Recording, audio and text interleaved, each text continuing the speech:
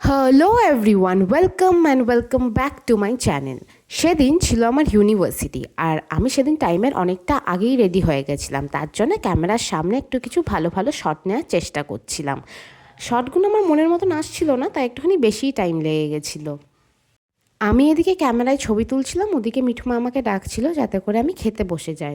জানো তো, সকালবেলা আমি ভাতের সঙ্গে অত কিছু খেতে পারি না, তার জন্য আমি ম্যাক্সিমাম দিনই ভাতের সঙ্গে একটুখানি আলু ভাতে ডাল আর ডিম সেদ্ধই খেয়ে যাই। আমার মতন কে কে আছো একটুখানি কমেন্ট করে বলো। তারপর আমি বেরিয়ে পড়লাম ইউনিভার্সিটির দিকে, যাতে করে আর দেরি না হয়। আর এদিকে দেখো, আমার ডিপার্টমেন্টের রাস্তায় কারা বসে আছে।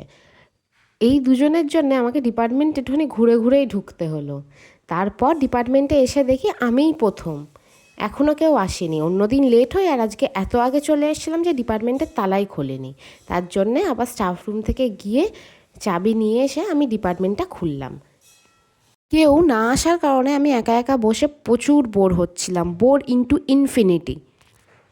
তারপরে অনেকটা লেট করে প্রিয়াঙ্কা আর নীতিকাও চলে এসেছিল, তার জন্য আর তখন আর বোরিং লাগছিল না। তারপর একটু পড়াশোনা করে বাড়ি চলে এলাম। That's all for the day.